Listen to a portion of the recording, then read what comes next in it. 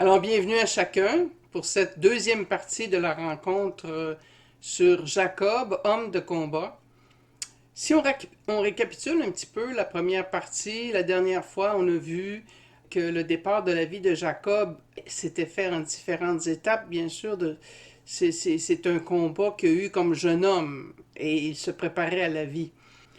Plus tard, Jacob utilisera de ruses pour usurper le droit d'aînesse de son frère en le lui achetant pour un bol de soupe. Il trompera aussi son père Isaac, qui était aveugle, en obtenant de lui la bénédiction qui revenait de droit à Ésaü. Cela lui vaudra bien sûr la colère de son frère qui cherchait à partir de ce moment-là à le tuer. Jacob devra alors se résigner à partir pour la Syrie à la demande de ses parents qui sont inquiets étant donné qu'il y a une menace qui pèse contre lui et son frère qui en veut à sa vie. Alors juste avant de partir, Jacob obtient malgré tout de la part d'Isaac son père la vraie bénédiction abrahamique. Et là il part.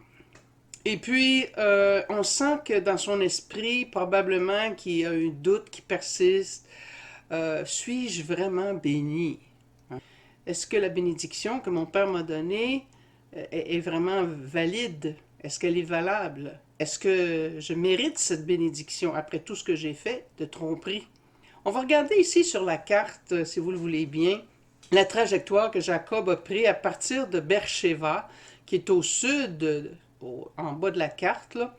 Alors, c'était la demeure d'Isaac et de sa femme Rebecca, et c'est de là que Jacob va partir. Il va quitter le nid douillet de la famille pour monter vers le nord en direction de Sichem, comme on dit en français, mais en hébreu c'est Shechem, qui veut dire l'épaule. Alors Shechem, c'est en Samarie, mais juste avant d'arriver là, il doit s'arrêter pour se reposer, pour passer la nuit à la belle étoile, la tête appuyée sur une pierre. Et là, il fait un rêve tout à fait mémorable.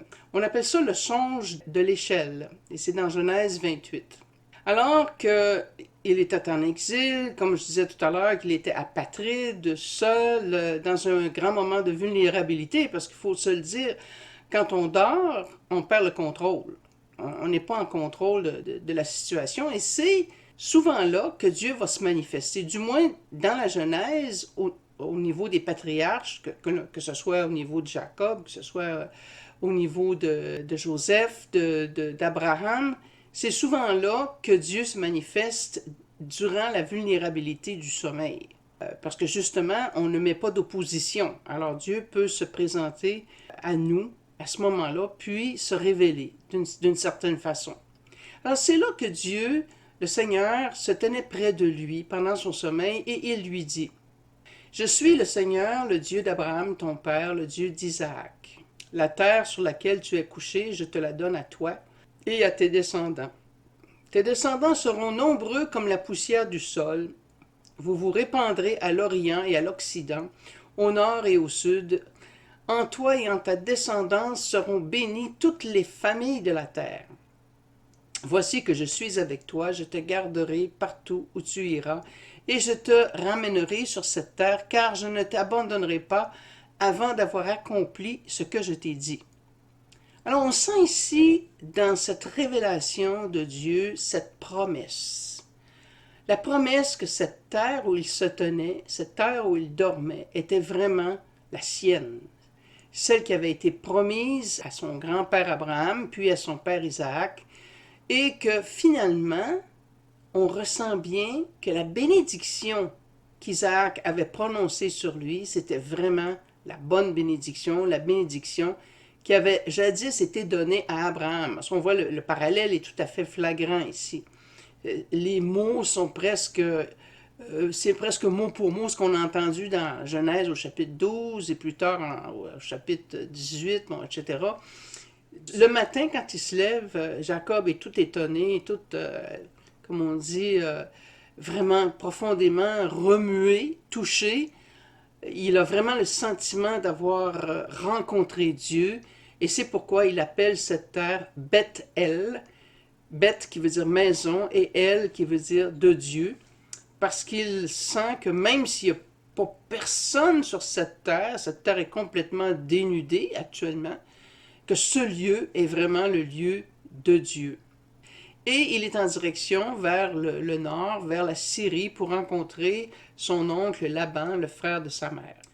Mais je pense que c'est pas faux de dire que c'était une confirmation de la bénédiction que son père lui avait donnée juste avant de partir. Et que c'était pour faire réaliser à Jacob que cette bénédiction était vraiment la bonne. C'est-à-dire que c'était la bénédiction d'Abraham et qu'elle lui était destinée, même s'il avait utilisé de tromperie pour usurper le droit d'aînesse et puis la bénédiction et ainsi de suite. Et ce qui est intéressant de savoir, c'est que lorsqu'il reviendra de la Syrie 20 ans plus tard, au même endroit, Bethel, il reverra des anges à ce moment-là, juste avant de rencontrer son frère Ésaü. Ça, c'est intéressant de savoir que ce lieu-là, pour Jacob, était vraiment un lieu béni. Maintenant, pourquoi une échelle? Qu'est-ce que ça veut dire? Alors, l'objectif de l'échelle, ou si vous voulez, de l'escalier, c'était d'élever les humains vers ce qui est divin et de rapprocher Dieu de ce qui se passe sur la terre. Donc, c'est de faire le pont entre ce qui est divin et ce qui est terrestre. Et c'est pour ça que les anges, dans le songe de Jacob, les anges voyagent de bas en haut et de haut en bas. Ils ramènent vers Dieu les prières des humains et ramènent vers les humains les grâces divines de Dieu. Alors voilà que Jacob reprend la route, toujours vers le nord, et qu'à Sichem, bien, il rencontre Rachel, la fille de Laban, sa cousine. Il en tombe éperdument amoureux. Elle vient tout simplement pour faire boire son troupeau, et il lui aide à découvrir la bouche du puits, puis etc., etc. Et finalement, c'est elle qui va l'amener vers son père Laban et lui dire, voici notre cousin, ton neveu, le fils de Rebecca. Et il va travailler dans la maison de Laban pendant plusieurs années. Et Jacob n'est pas fou, hein? Il est en amour avec Rachel. Alors il lui dit, j'aimerais bien marier Rachel. Hein? Je te servirai bien pendant 7 années complètes pour obtenir Rachel comme épouse. Puis, lorsque les 7 années ont été écoulées, il dit à Laban, donne-moi ma femme, car les jours que je te devais sont accomplis et je veux m'unir à elle. Alors Laban rassemble tous les gens de l'endroit et fit un festin. Et le soir venu, il prit sa fille Léa, l'amena à Jacob, et Jacob s'unit à elle. Bien sûr, pendant la cérémonie du mariage, la fille portait un voile, alors son mari ne la voyait pas. Et lorsque tout se dévoile le matin arrivé, Jacob va trouver Laban puis lui dit, mais que m'as-tu fait là? Hein, il était, comme on dit en bon québécois, il était en beau Moses. Et Laban, ben, il trouvait ça drôle, hein? Il dit, ben, cela ne se fait pas chez nous de marier la cadette avant l'aîné. Il faut marier l'aîné avant. Alors, achève ta semaine de noces et nous te donnerons aussi la plus jeune pour le service que tu feras encore chez nous pendant 7 autres années. Alors là, c'était la manière que Laban, la manière rusée que Laban avait pour pouvoir étirer le temps de service que Jacob lui devrait. Finalement, ben, Jacob se ramasse avec 2 femmes. Hein? Après 7 autres années, il peut s'unir à Rachel. Mais voici que Léa se sentait moins aimée. Et Dieu la rendit féconde, tandis que Rachel était demeurée stérile. Puis on est rendu au chapitre 30, pour ceux qui suivent avec la Bible. Et voyant qu'il n'avait pas donné d'enfant à Jacob, Rachel devint jalouse de sa sœur qui, elle, avait déjà 4 enfants, hein, 4 fils. Il n'y avait pas juste Jacob qui livrait des combats, là. Il y avait Rachel. Il y avait Rachel et Léa, hein, qui vivaient des espèces de lutte, de pouvoir, de rivalité entre elles. Une qui était féconde, l'autre qui ne l'était pas. Mais par contre, Léa savait bien que c'était Rachel qui avait le cœur de Jacob. Hein. Alors les deux avaient quoi être jalouses l'une de l'autre. Du côté de Léa et de sa servante, il y a eu 10 fils et une fille, Dina. Et du côté de Rachel, il y a eu Joseph, et puis il y a eu aussi 2 autres enfants, Dan et Nephtali. Donc là, Benjamin, il n'est pas venu au monde encore, parce que Benjamin en venant au monde, eh bien, sa mère va mourir en lui donnant naissance. Rachel va décéder en donnant naissance à Benjamin, le plus jeune. Mais on sent que Jacob, tout au long de l'histoire, a un faible pour les enfants de Rachel, parce que comme Rachel, c'est l'élu de son cœur, bien sûr, il va préférer aussi les enfants de Rachel.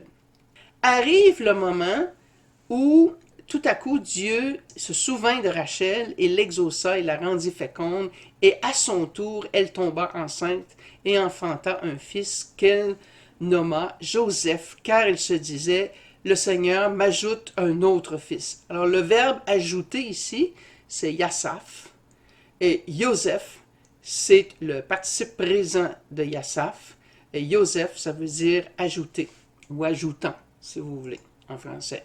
C'est comme si la naissance de Joseph annonce quelque chose de ce fils-là, de qui il sera, dans le fait que son père décide, à partir de cette naissance-là, il décide de s'affranchir de Laban. Parce qu'il a traîné Laban comme un boulet depuis qu'il est arrivé en Syrie. Et puis, il faut dire en passant que le mot Laban se traduit par le blanc. Mais Laban n'était pas blanc tout le temps. Il en a fait voir de toutes les couleurs à Jacob. Jacob va voir Laban, puis il dit, laisse-moi partir. Je vais retourner chez moi, dans mon pays, ça c'est en Canaan, et donne-moi mes femmes pour lesquelles je t'ai servi, ainsi que mes enfants. Je vais partir.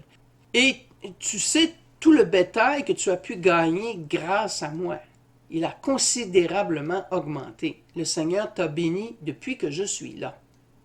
Alors Laban, il n'est pas fou, il sait que c'est vrai ce que Jacob lui dit. Il dit, ben ok, qu'est-ce que c'est que tu veux que je te donne? Alors, Jacob lui dit, voici comment est-ce qu'on pourrait régler ça. Aujourd'hui, là, je vais passer au milieu de tout ton petit bétail. Et je mettrai à l'écart tous les moutons qui sont tachetés et mouchetés, tout mouton brun parmi les jeunes béliers, et ce sera mon salaire. En d'autres mots, Jacob, il décide de prendre ce qui est sel et poivre, là, comme on pourrait dire, ce qui n'est pas tellement beau, là. Puis les brebis, puis les béliers blancs, il va les laisser à Laban. Laban, il réfléchit, puis conclut, OK, c'est correct, c'est bien qu'il en soit ainsi. Laban. Mais à un moment donné, les fils de Laban ont commencé à voir que ça grossissait pas mal du côté du cheptel de Jacob. Puis là, ils se parlaient entre eux autres. Puis Jacob les a compris, il les a entendus. Et Jacob a pris tout ce qui appartenait à notre père. Puis c'est à partir des biens de notre père qu'il a bâti toute sa fortune. Et Jacob observa le visage de Laban et constata qu'il ne se comportait plus vis-à-vis de lui comme auparavant. Alors là, il était perplexe un peu avec ça, hein? Puis le Seigneur dit à Jacob, retourne au pays de tes pères, dans ta parenté, je serai avec toi. C'est comme si à ce moment-là, il y a comme un tournant là, dans la relation avec Laban. Et là, Jacob comprend que c'est le temps de partir. Alors, il fait venir Rachel et Léa dans le champ où ils travaillent, puis il leur dit, j'ai vu sur le visage de votre père qu'il ne se comportait plus avec moi comme auparavant. Mais le Dieu de mon père a été avec moi. Vous le savez, hein? J'ai servi votre père de toutes mes forces. Ça, c'est le chiffre 7 là, qui est là, de toutes mes forces. Et votre père s'est joué de moi. Il a changé 10 fois mon salaire, mais Dieu ne le lui a pas permis de me faire du mal. Et moi, ça me donne à penser, j'ai fait le lien aussi avec d'autres séparations qui se sont produites aussi dans la Genèse toujours, mais aussi dans l'Exode. Lorsque Abraham a dû quitter son propre pays, Dieu lui dit, lève-toi, quitte ton pays, quitte ta parenté, quitte la maison de ton père, puis va vers le pays que je t'indiquerai. Et puis Abraham a obéi, mais c'est après, c'est au moment où il a commencé à voyager, il a commencé à partir, que là, Dieu lui a fait la promesse de cette bénédiction, d'avoir une grande descendance. Et là, c'est un petit peu comme la même chose qui se passe aussi avec Jacob. Et si on regarde la sortie du peuple d'Égypte dans l'Exode, on voit que pour s'affranchir de l'Égypte, il y a eu tout un processus. Il fallait qu'ils s'affranchissent aussi des idoles qui traînaient encore avec eux autres. À un moment donné, le Seigneur leur a dit, vous ne vous ferez aucune image de Dieu. Et c'est au fur et à mesure qu'on s'affranchit dans la vie, qu'on se sépare de certaines personnes, de certaines situations, que tout à coup vient la bénédiction. La bénédiction s'installe de plus en plus, euh, bien sûr, chez celui ou celle qui veut vraiment cheminer avec Dieu. Là. On s'entend là-dessus.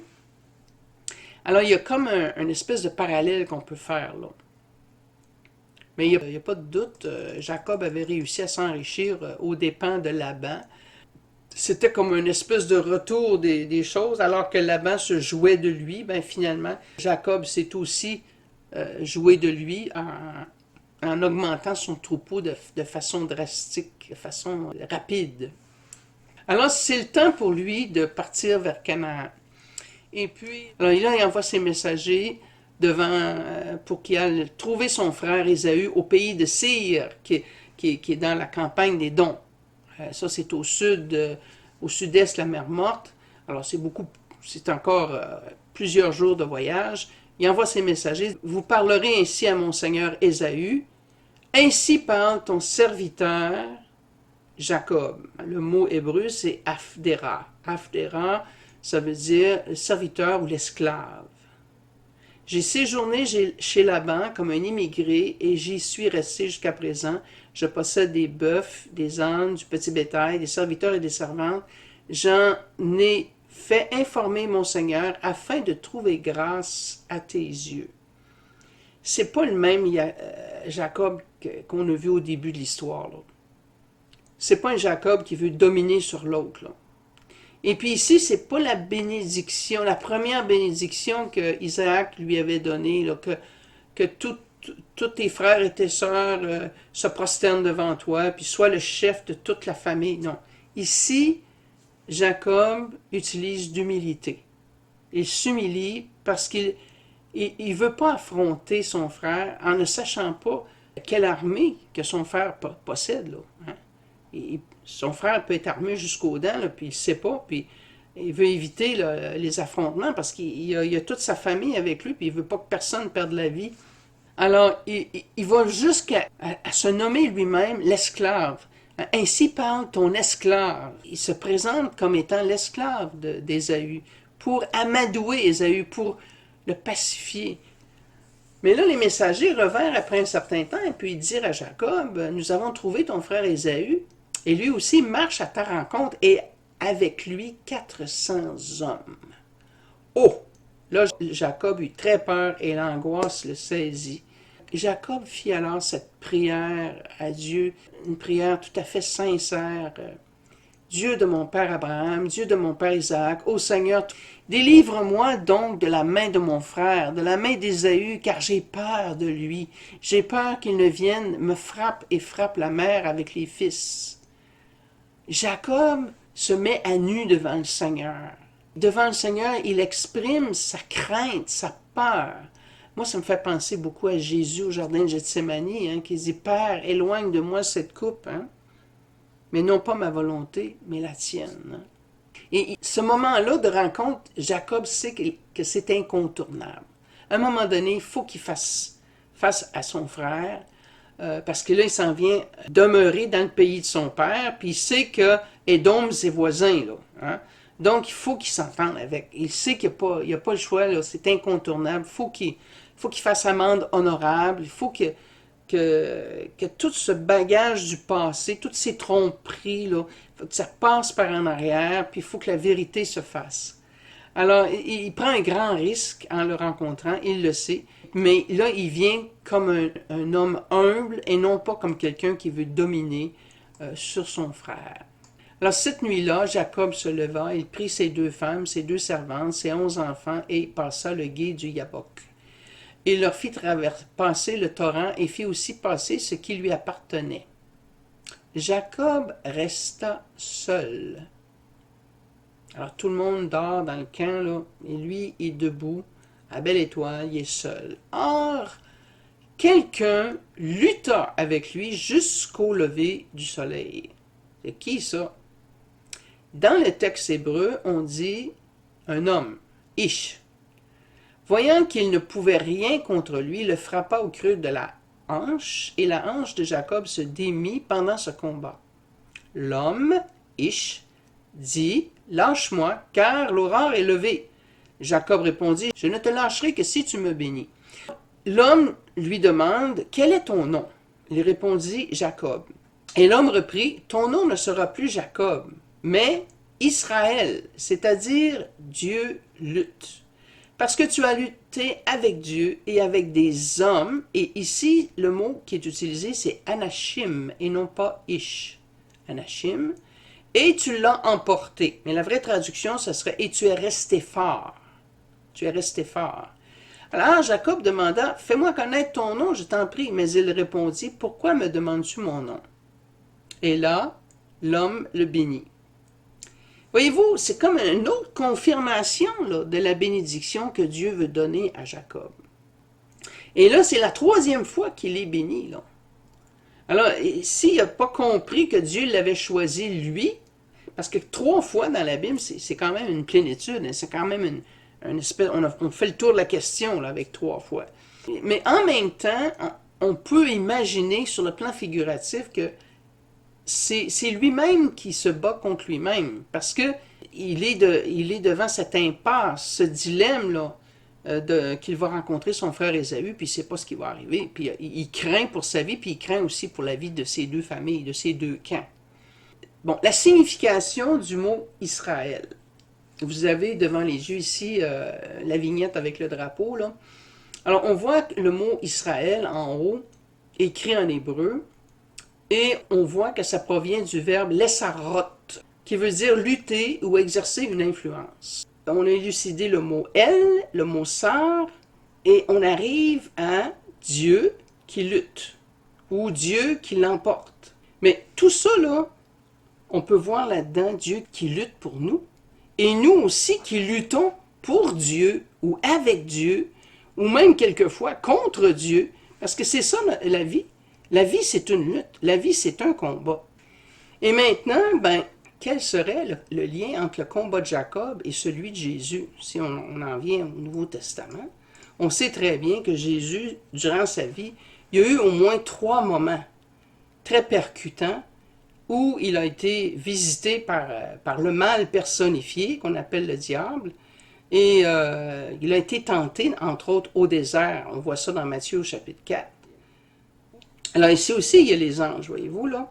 C'est comme la rencontre entre le bien et le mal, et Jésus qui combat et il a la victoire contre le mal.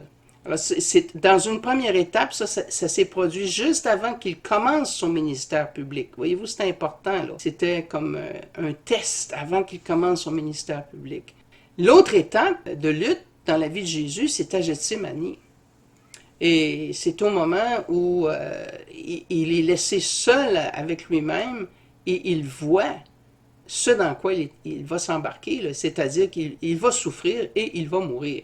C'est incontournable, là, il n'y a pas le choix. C'est un peu comme Jacob, là, quand il s'est rendu compte qu'il n'avait pas le choix de rencontrer son frère pour faire la vérité et aussi pour faire la paix. Hein? Il n'y avait pas le choix, là.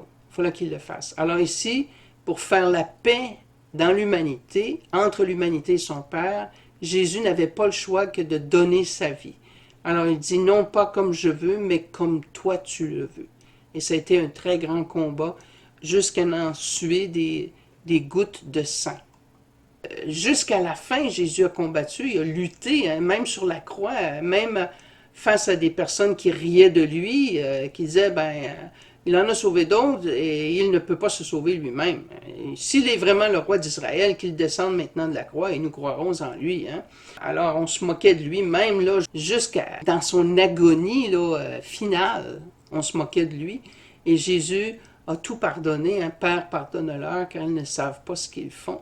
Et c'est justement par cette capacité de pardonner et d'aimer même les ennemis, ce qu'a fait aussi Jacob. Il a aimé son frère, même s'il savait que son frère en voulait le tuer. Il l'a aimé, ce frère-là. Alors, Jésus, c'est vraiment le pont entre le Père et nous, et parce qu'il a donné sa vie, bien sûr, il est l'arbre de vie, il est notre sauveur, il est le nom au-dessus de tout nom, mais on pourrait rajouter ici qu'il est celui qui lutte pour nous, Il est notre Israël à nous. On pourrait même dire qu'il est notre échelle. Hein? L'échelle, c'est l'instrument qui sert à nous faire monter vers le divin et au divin à descendre vers nous. Alors Jésus est descendu jusqu'à nous en prenant notre humanité. C'est Dieu qui se rapproche vraiment de nous, c'est Dieu avec nous, Emmanuel. Hein? Ben, je vous laisse avec quelques questions, comme je fais d'habitude, là, en fin de vidéo, pour que vous puissiez continuer votre méditation. Est-ce qu'il y a des luttes comme ça que vous aimeriez régler devant le Seigneur pour dire, ben Seigneur, moi j'aimerais tout laisser ça entre tes mains, là. Je suis tanné, je suis fatigué de lutter là, avec toutes ces rivalités-là. Là. Je veux rester en paix, puis je lâche tout ça, là. Je t'abandonne ça, puis tu feras ce que tu voudras avec ces personnes-là ou avec ces situations-là. Et je vous invite surtout, pendant ce temps de prière qu'on va prendre ensemble, à imaginer la victoire que Jésus gagne dans vos luttes intérieures que vous n'avez peut-être pas nommées à personne, bien sûr, ça vous appartient. Prenez le temps de visualiser la lutte et la victoire que Jésus fait à travers vous. C'est lui qui lutte en vous, là. Que vous ne luttez pas toute seule, mais que lui lutte à votre place pour que vous ayez la victoire. Chers amis, si vous avez aimé la vidéo que vous venez de visionner, j'ai deux petites propositions à vous faire. Premièrement, si vous voulez avoir la vidéo intégrale, la vidéo complète de ce que vous venez de voir, vous m'écrivez à moi personnellement, Violaine Couture, à commercial@hotmail.com pour me dire votre désir de recevoir la vidéo complète. Ce que je fais, c'est que je vais vous envoyer un lien YouTube non répertorié que vous pourrez visionner quand vous le désirez, tout simplement. Habituellement, les vidéos durent entre 50 et 60 minutes dans ces coins-là. Ça vous permet de mieux approfondir le sujet. Vous pouvez faire cela moyennant une somme de 3$ que vous me faites parvenir soit par Interac ou par d'autres moyens qu'on pourra examiner ensemble. L'autre suggestion, c'est de vous inviter aux rencontres bibliques aux 4 sens des Écritures qui ont lieu à toutes les 2 semaines. Nous avons maintenant 4 groupes et vous pouvez vous joindre à un de ces groupes horaires-là que je pourrais vous indiquer. Encore une fois, vous me donnez votre intention par écrit à violenecouture@commercial.hotmail.com et je vous envoie les détails. Vous pouvez aussi voir sur mon site web violenecouture.com le détail, en quoi consistent ces rencontres et comment ça se développe un petit peu, comment ça se passe, là, le déroulement d'une rencontre. Parce que c'est pas un cours tout à fait. Il y a une partie où il y a un savoir qui est échangé, mais il y a surtout aussi le partage entre les personnes, le partage du vécu et la résonance que ça a dans nos vies de pouvoir échanger comme ça sur trouver un sens finalement à ces textes bibliques-là. Sur ce, je vous laisse et je souhaite tout simplement pouvoir entrer en communication avec vous. Si vous désirez avoir soit la vidéo ou bien faire partie de nos groupes. À la prochaine. Merci. Seigneur Jésus,